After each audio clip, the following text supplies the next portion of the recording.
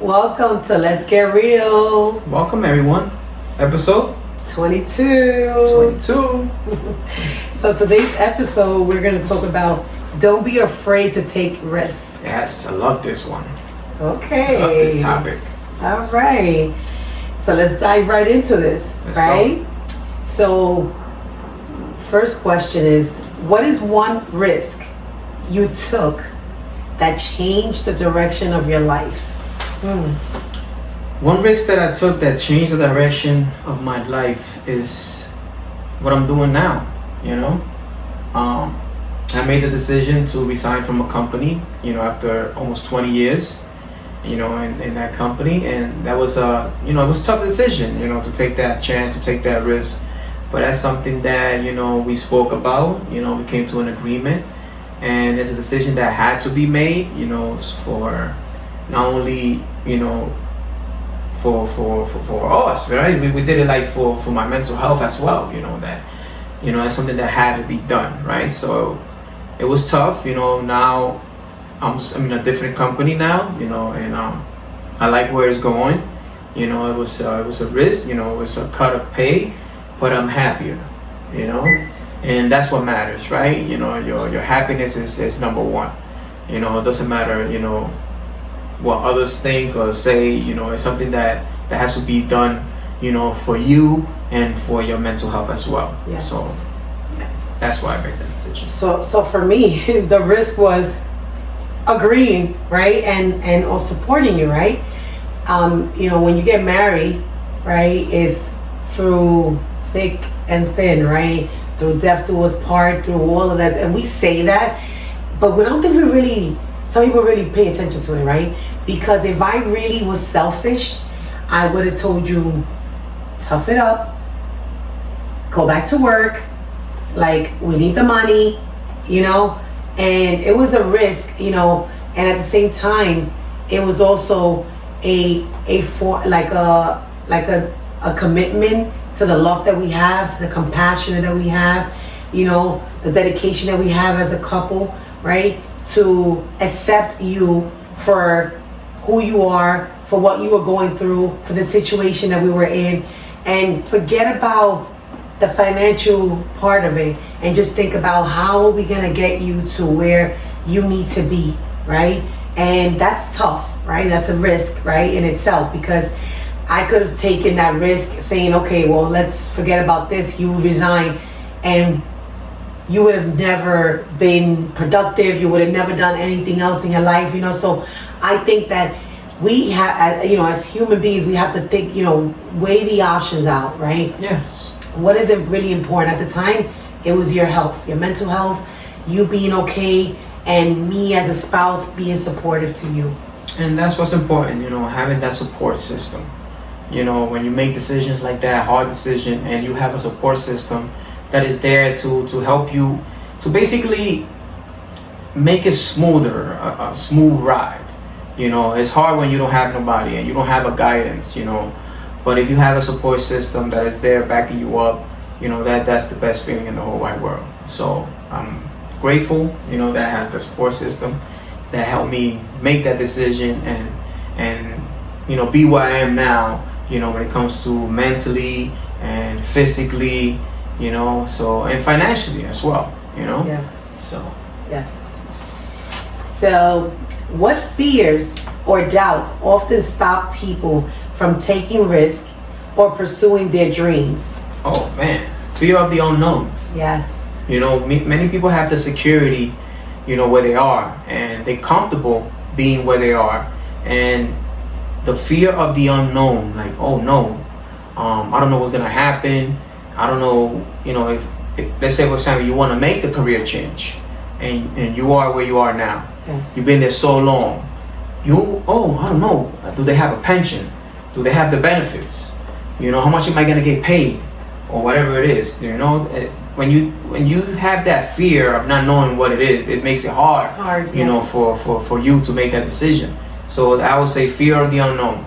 So your examples are about careers, right? Mm-hmm. So I could talk about relationships, right?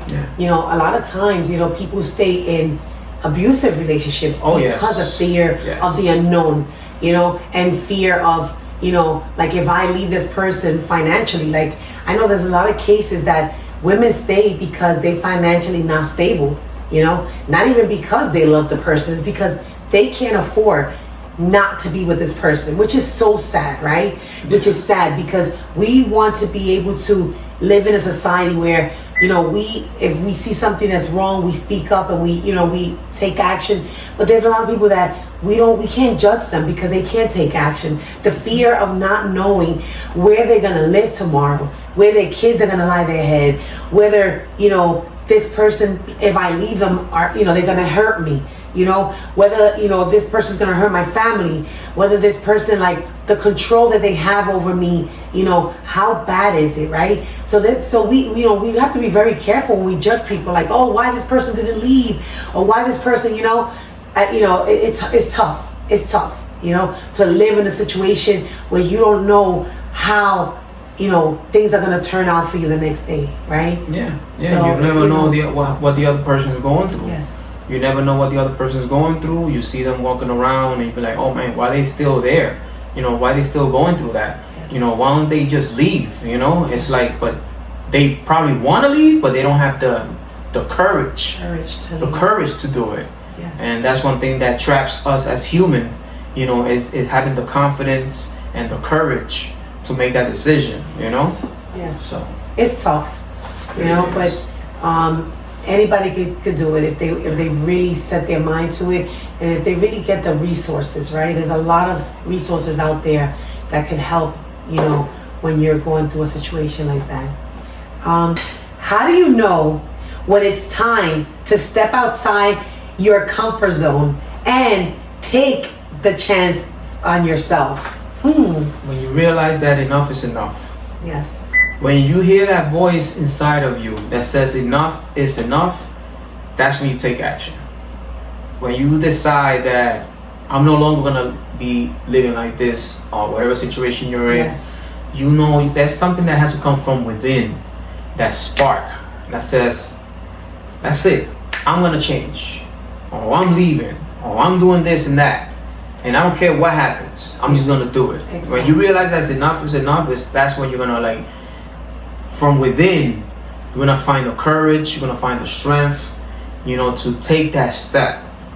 All right, when you have enough, ain't nothing gonna stop you. Exactly. Nothing's gonna stop you from doing what it is that you need to do. And if it's something that's gonna better your life, it's something that's gonna, improve your health or your mental health, and that's something that, like I said, is coming from within you. Yes. Right? Yes. And I think it's important that we understand, whether it's relationships, career, when you're at your breaking point where it's like, okay, like I need to go. Like this is it. This is the straw that broke the camel's back. When you get to that point, don't question yourself. Don't question anything. Forget about the happy things that happened before. Once you get to that reality where it's like, okay, enough of this, enough of the abuse, enough of, everybody loading everything on me because, with the careers, right? It's like, your compensation for being a good employee, it's more work. It's not a promotion. Everywhere right? you go, it's like that. It's not a promotion. It's like, oh yeah, wait, let me dump it on this one because this one is gonna get it done. But what about the ones that are not doing the job? What about what happens to them? There's no repercussions. There's nothing done with those people. These people are getting away with murder. But meanwhile, they're talkers. They're talkers, and they're getting promoted because they're talkers, right? But they're not productive. They're not people that are genuine people, that are honest people, and we see it. A lot of people getting fired, and these are supposed to be like the rising stars, of the company, but they're not people that are honest and have integrity, right? But yet again, you have those that are dumped on, right? And that's when you decide, wait, do I really want to be in this position? Do I want to continuously be here and go past my retirement, age, and deal with this nonsense? No. That's why you see a lot of people retire early, retire, you know, even before their age, right? And move to other companies, because there's a lot of other companies that cherish their employees, that value their employees, you know? And same thing with relationships. You have relationships that you're like, okay, well, you know what? Enough is enough. You know, like, you know, women are supposed to be treated like royalty.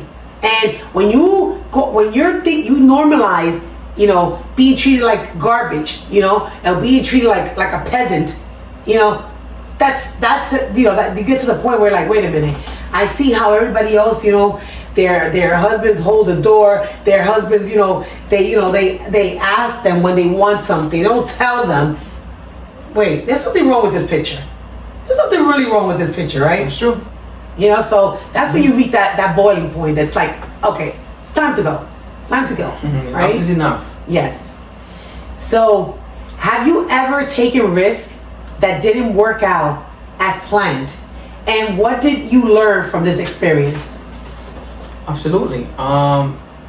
There was a chance that we had. Well, when I bought, you know, we bought the property in Pennsylvania. Yes. We had a plan that we wanted to, you know, be in the hospitality business. Yes. And, you know, put the house on Airbnb, you know, and rent it out, you know, just like everybody else is doing.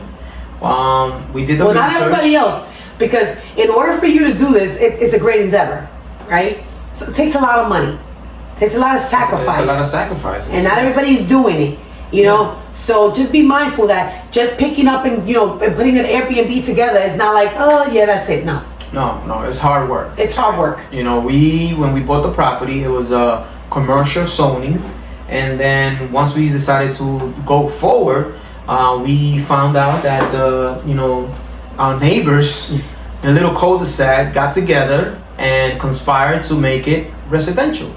Yeah, they signed a petition. They signed a petition, and for some reason they found out what we were doing, and they signed a petition to make the zoning residential, and that crashed everything. All the plans that we had, you know, went down the drain. You know, so now we have a house, a mortgage, that we can, you know, make something out of it.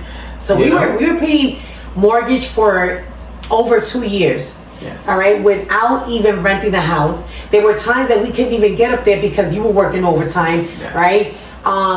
So we were paying heating, we were paying electricity, right? Because it was electric heating in the winter. All right, we were paying internet service because we needed the cameras to stay on so we could see what's going on in the house, right? Yes.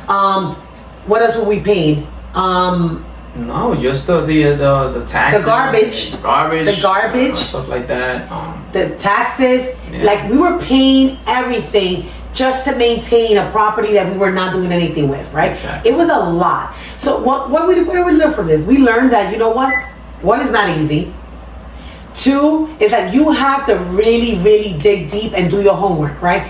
Is it really worth it? This is the reason why a lot of people, talk about, oh, we've been to a bunch of events in DR, right? In the bank, right? Where they talk about, oh yeah, you buy apartments, like, and you rent them out. It's not easy.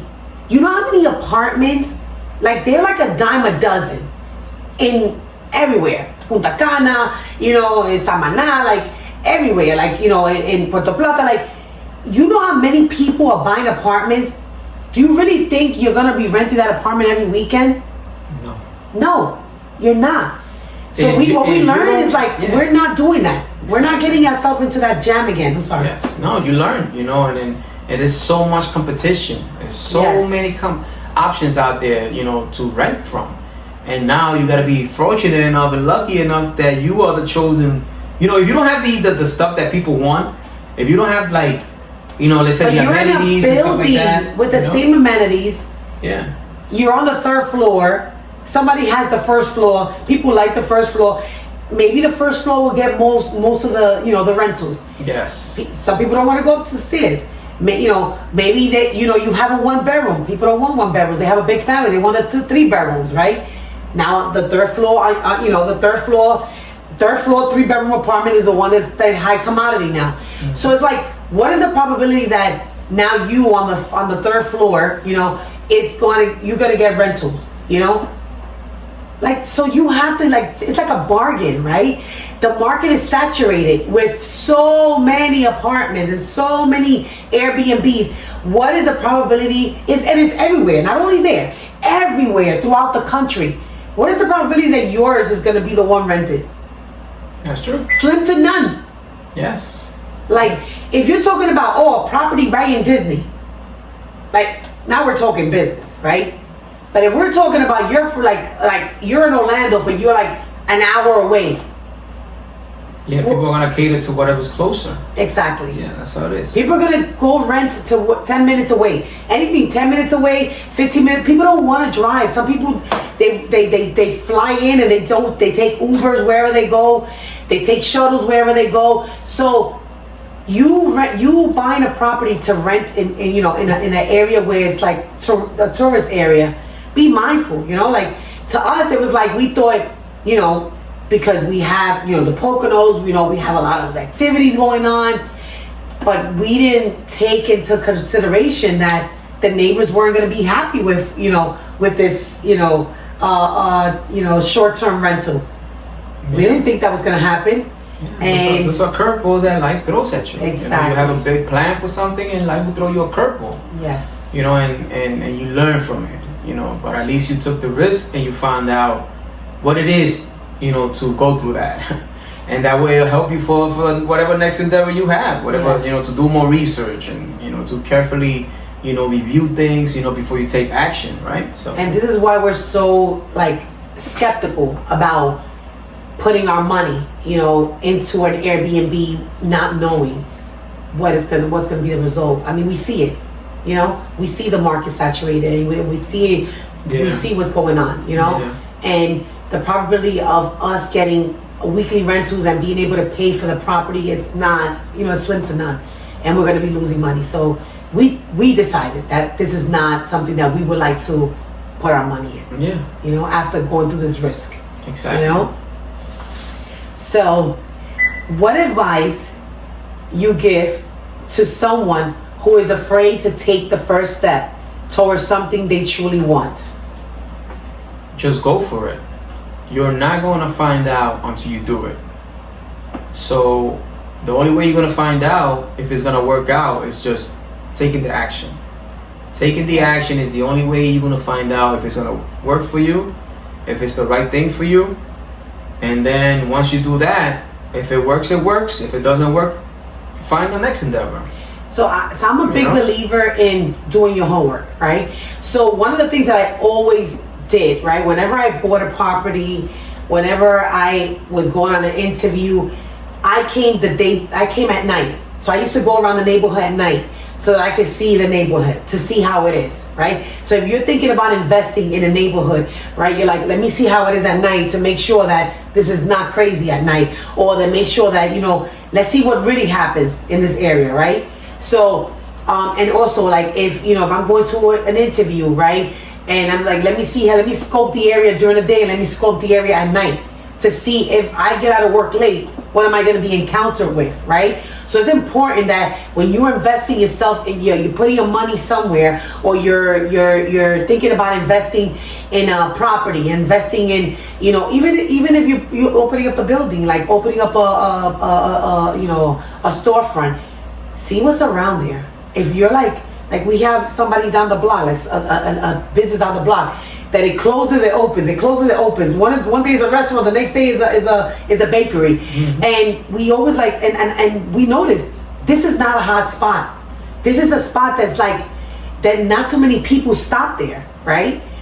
So if you do your homework, right, and way ahead of time, and you see what's popping around here before you put your money into this business, then you'll know.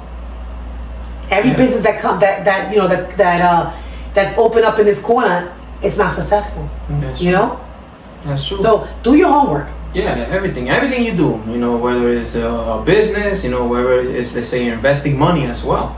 When you're doing an investment in a certain, let's say, stock, whatever it is you're involved in, crypto, you do your homework before you invest, And the only way you're gonna find out if it works is by taking the risk and doing it, right? You wanna, take that chance, that leap of faith, right? right? Yes, to maximize, maximize your chances, right?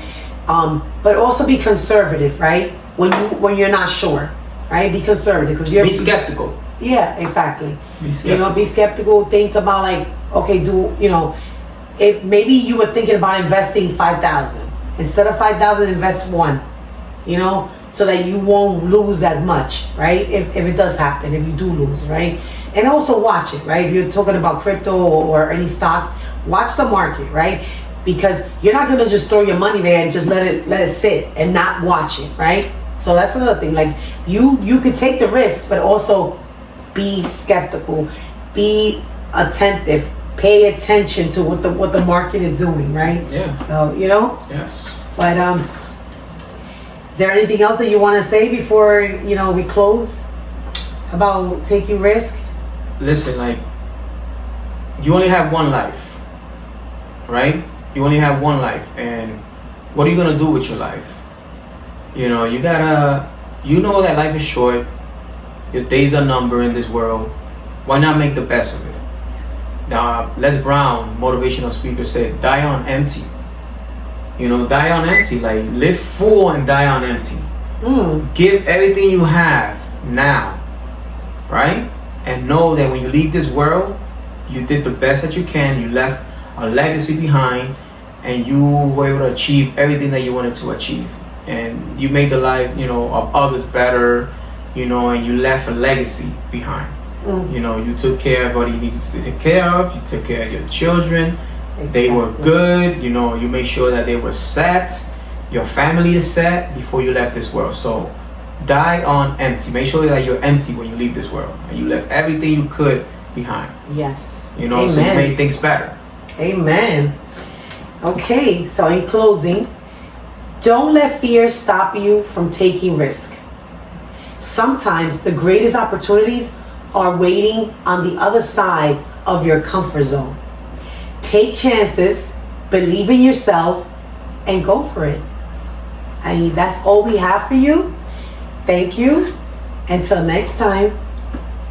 Take care. Stay blessed. Take care. Stay blessed. Take the risk.